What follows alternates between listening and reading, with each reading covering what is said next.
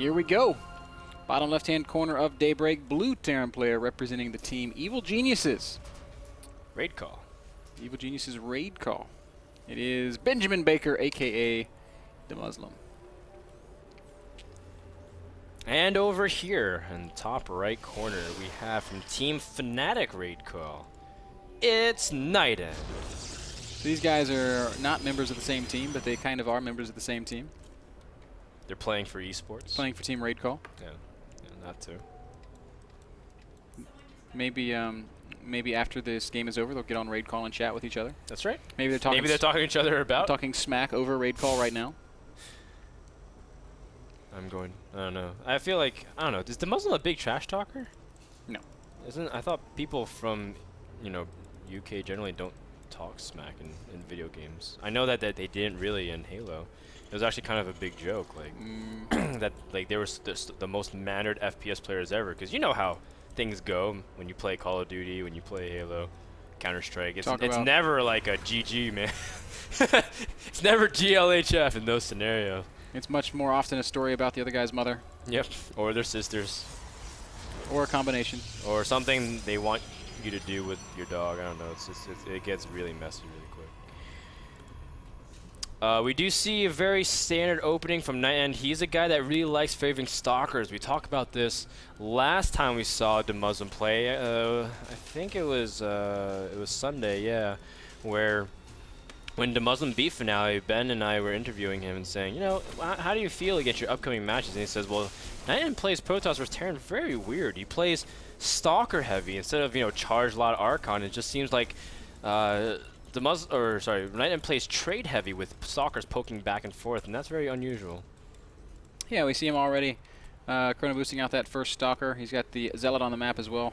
Really hates neutral supply depots, so he's going to chop it to pieces as he does go for that one gate fast expand. DeMusLiM we saw going one racks fast expand already, adding a couple barracks behind it. DeMusLiM loves to play very biocentric Terran versus Protoss, and we saw him experimenting with kind of a new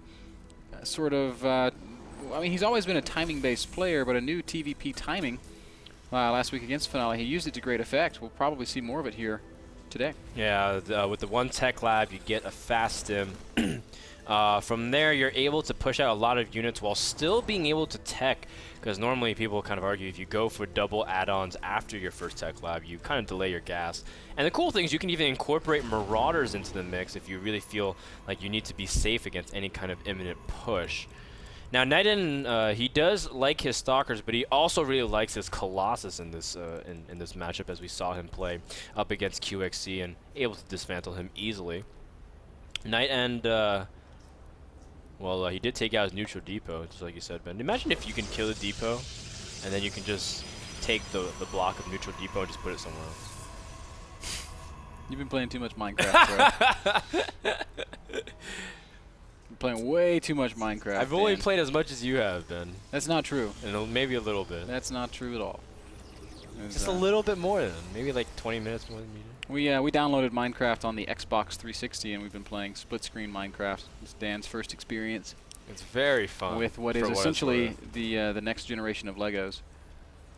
It really is, and what's crazy is that you can literally do anything with Minecraft because it's an infinite world. Imagine if it's like a Lego bucket that you had when you were a kid. A never-ending Lego bucket. A never-ending Lego bucket. Like every time you reached in, you got something different. Minecraft is like a box of Legos. You never know what you're gonna do.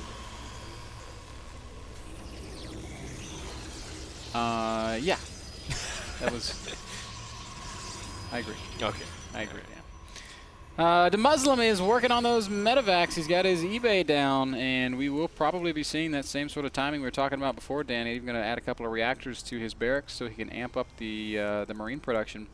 He's making Marauders with the tech lab and starting +1, so we will definitely be seeing a timing with combat shields +1 and stim.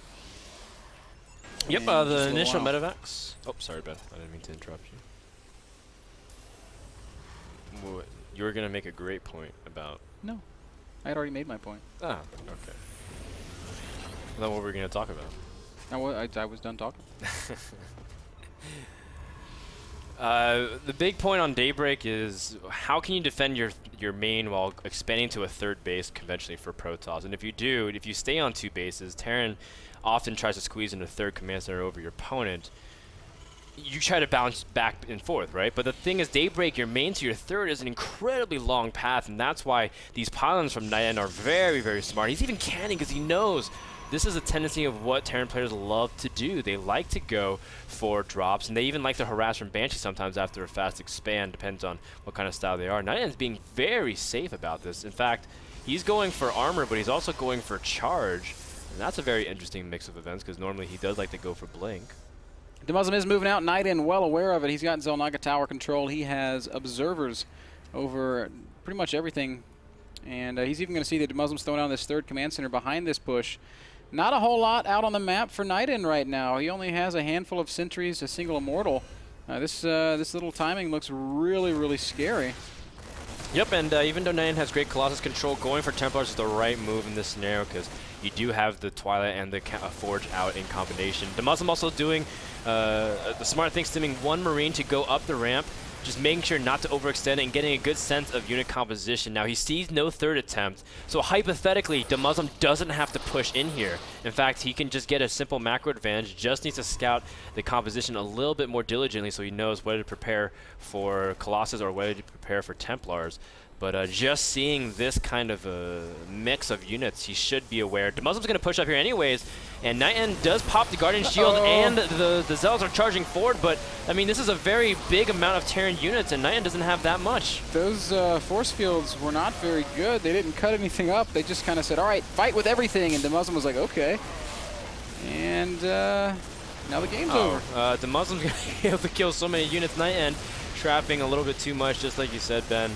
And nothing really much more than that. DeMusLiM will be able to snowball this push way to victory. GG. And DeMusLiM with a very clean-cut victory. Game number 1 with a standard timing push at 10 minutes. Yeah. Well, there you go. That's like a good example of how to play TVP. Yeah, and also a good example of how not to play PvT. NightEnD, I don't mean that to sound overly critical of NightEnD, but what he was doing there on 2 bases was just too much. He went Robo, then he went Forges, and then he was also trying to go Templar, all on 2 bases. So he was getting everything at once. I think the trickiest part is she's trying to incorporate Immortals into the mix too, and like it is a little bit too much, Ben. I agree. Spreading himself out a little too thin, and ultimately he was unable to mount that very important defense. Game's brought to you guys by LABite.com. If you are hungry and in the Los Angeles or Orange County area, maybe you want a Chipotle burrito, you can go over to LABite.com. You can use the promo code NASL, and you can order some food. Here's a commercial that talks all about how to do it.